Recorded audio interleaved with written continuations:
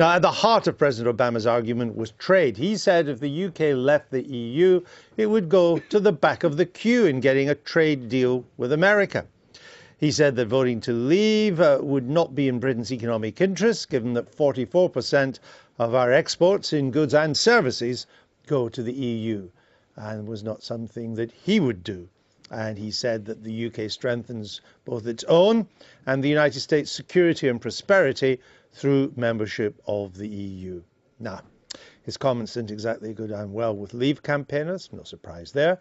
Boris Johnson said it was ridiculous that Barack Obama would seek to bully the UK in this way. He also courted controversy by drawing attention to his part Kenyan heritage. Nigel Farage said the president would be out of office by the time Britain had left the EU and said we should be wary of following foreign policy advice from the US after the Iraq War. Justice Minister Dominic Raab accused the president of being hypocritical because he said he, the president, would never dream of opening the US border with Mexico. And Liam Fox said President Obama was now, quote, largely irrelevant and was merely parroting lines given to him by Downing Street. Well, to discuss this, we're joined now by Kurt Volker. He's a former US ambassador to Nato, and he now heads a think tank founded by the Republican Senator John McCain, and he's in London taking part in a US-European forum organised by the Centre for European Reform. Welcome to the programme. What do you make of that bold point that we'll listen to you when you open your border to Mexico? Well, I think that it's just scoring points, basically. You get a point coming in, you push back. That's what political dialogue and debate is really about. So what's the answer? Well, I think what I would have said, I think President Obama would have been wiser to make 2 points. The UK is a better, the EU is a better partner for the U.S. with the U.K. in it. That is, it's a U.S. interest to have an EU with a strong Britain in it, because that works well for us. And the EU would probably be more outward-looking, more market-oriented with a U.K. in it. That is a U.S. interest. I think it's perfectly legitimate for a U.S. president to express a U.S. interest. When he crosses the line to define for British voters what a British interest is, I think that's where you can actually have a backlash, and then that's what we heard from Boris Johnson and others. Because you can see, should he not have been more honest then and said that it is in America's interest? And the reason it's in America's interest is that if we leave the EU, the dominant foreign policy power in the EU becomes France. Well, France and Germany together. Your agenda, well, fundamentally, overall France, because diplomatically and militarily Germany still doesn't play to its strength. And that's not in America's interest. Right. That's the reason. I think it'll be a different EU. It'll be a different EU. The other thing he could have said as well, and I think we have to be wary of any scaremongering about, well, if the UK leaves the EU, that America will no longer be a close ally and partner of the UK. I don't think anyone should say that. There's such goodwill in the United States that we will work it out.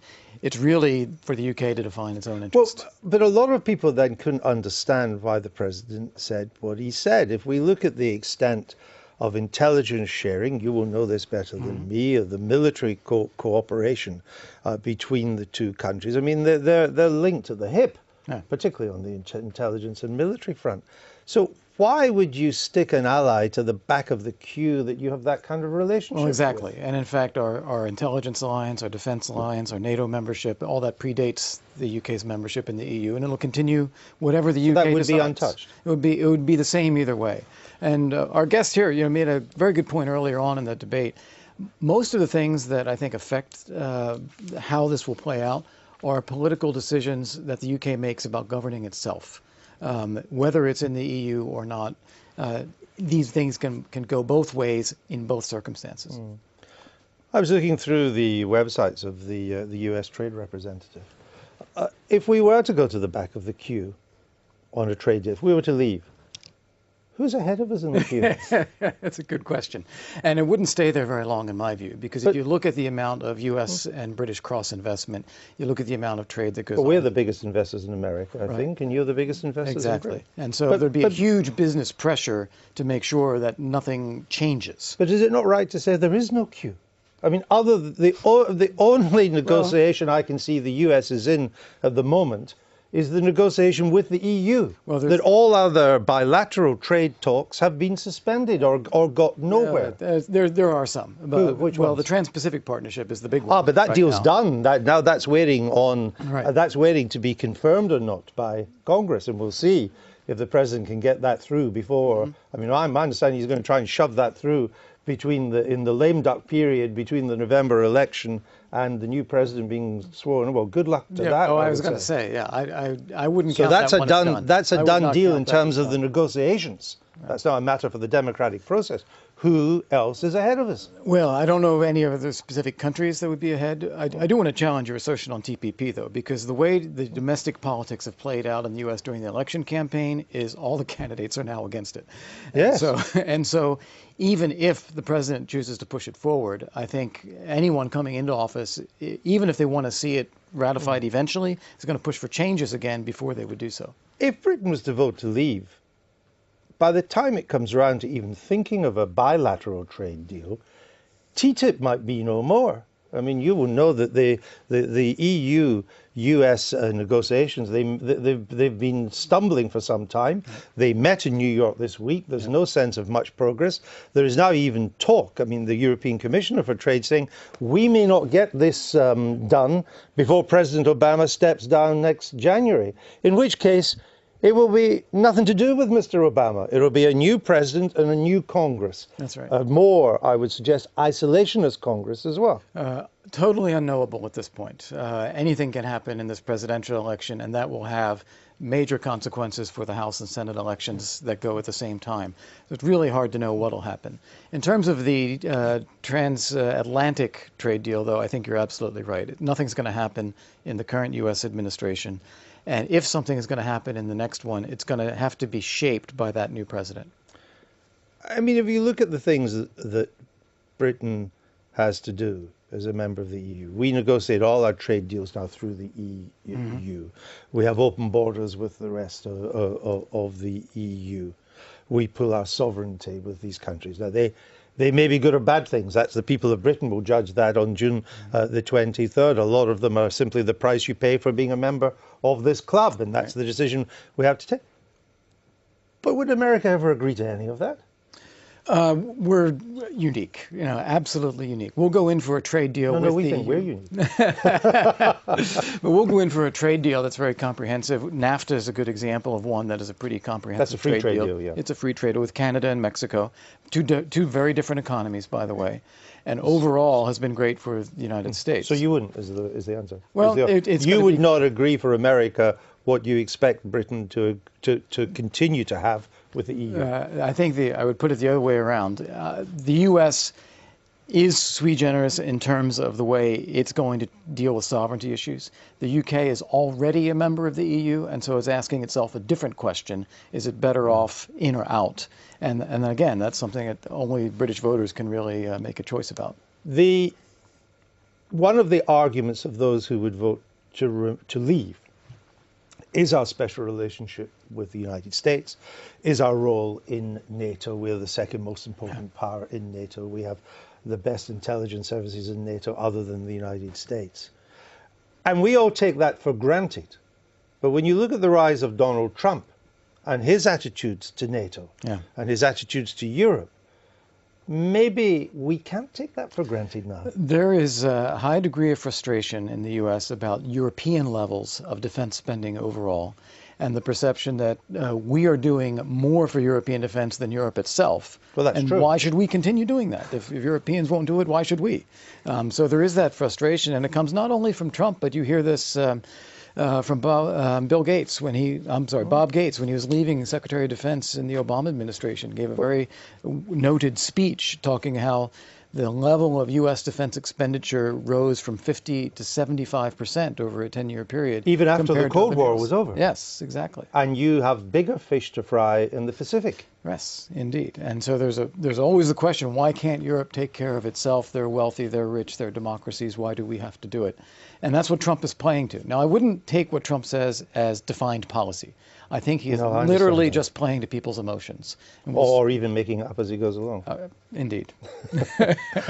All right, you're bursting to speak. Then I'll come to Rachel. Well, one of the reasons the back of the queue comment was so inappropriate and offensive is because we are, I think, the only member of NATO who actually meets our defence spending obligations. But can I ask, do we actually need a bilateral trade agreement with the US if we leave the EU? After all, we don't have one at the moment, and yet we sell roughly £35 billion worth of goods and services in America each year, and they sell roughly the same amount of goods and services over here each year. We don't have a trade agreement at the moment. Would it be so catastrophic if it did take 10 to 15 years to negotiate a bilateral businesses trade agreement? need to know what the rules are. With the UK in the EU, everyone knows what the rules are. With the UK out of the EU, businesses are going to want to know what is the basis now on which we're going to be trading. But the EU doesn't have a trading agreement with the US, so those rules aren't in place yet. And as Andrew said earlier, there's a strong chance that they won't be in place anytime soon. We do have substantial rules in place with the EU on trade, on investment, on data privacy, on all legal protections, on intellectual property. There's a whole reservoir of things that have been ironed out with the EU over time. And what we don't really know is how many have come here from America because we're inside the EU. That they're not just basing themselves. Well, it's a combination. There's the historical relationship and the great business relationship we've had with the UK, and the fact it can also be the launching pad. Has President Obama's intervention been helpful?